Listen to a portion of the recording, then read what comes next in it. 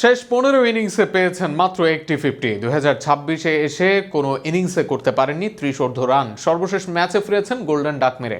এরপর দলের নাম্বার 3 পজিশনে সুযোগের পর সুযোগ পেয়ে যাচ্ছেন নাজমুল হোসেন শান্ত। প্রশ্ন তাই এসেই যায়, শান্তর বিকল্প কি কেউই নেই?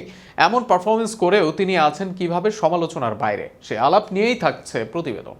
দলের নাম্বার 3 পজিশনে ব্যাট করেন আন্তর্জাতিক ক্রিকেটের সবচেয়ে গুরুত্বপূর্ণ যে পজিশনটা। স্বাভাবিকভাবে আশা করা হয় দলের সেরা ব্যাটার ব্যাট করেন এই পজিশনে। নাজমুল হোসেন শান্তর থেকে হয়তো টিম ম্যানেজমেন্ট সেটাই প্রত্যাশা করে। শান্ত বল করেন না, নেই ক্যাপ্টেন্সির দায়িত্বে, এরপরেও নাম্বার 3-এ দিনের পর দিন খেলছেন। জায়গা নিয়েও কেউ করছে না প্রশ্ন।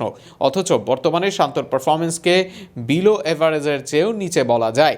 2025 সাল থেকে বর্তমান পর্যন্ত নাজমুল হোসেন শান্ত করেছেন মোট 271 রান। এই 271 করতে শান্তর লেগেছে মোট 15টি ম্যাচ।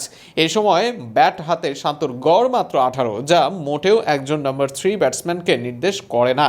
এই 1.5 বছরে শান্ত 50 করেছেন মোটে একটা।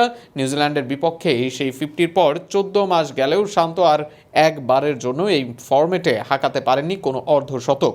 এমনকি শেষ 19 ইনিংসে শান্তর 50 মাত্র 2টি। এ সময় সিঙ্গেল ডিজিটে শান্ত ফিরেছেন 8 বার, এমনকি রান খোলার আগেই ফিরেছেন 4 বার। কিউইদের বিপক্ষে সর্বশেষ ম্যাচেও ডাক শান্ত। তানজিদ তামিম সুইং সামলাতে না পেরে বোর্ড হয়েছেন, একইভাবে নিজের প্রথম বলে শান্ত হয়েছেন পরাস্ত।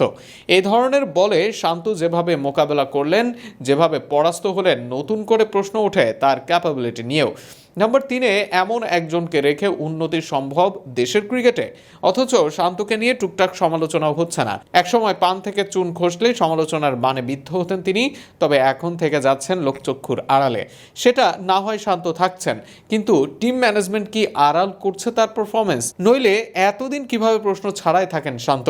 অথচ সৌম্য সরকার পারফর্ম করেও থাকেন বেঞ্চে। টপ অর্ডারে স্বাচ্ছন্দ্যে ব্যাট করা আফিফ হোসেন নামেন ফিনিশার হিসেবে, আর সেখানে শান্তকে দেওয়া হচ্ছে দলের সবচেয়ে গুরুত্বপূর্ণ পজিশন, যেখানে তার ব্যর্থতায় সিংহভাগ। নতুন করে বিশ্বকাপের আগে এই পজিশনে ভাবতে হবে বাংলাদেশ দলকে, নতুবা আরও এক বিশ্বকাপ হতাশা নিয়েই শেষ করতে হবে তাদের।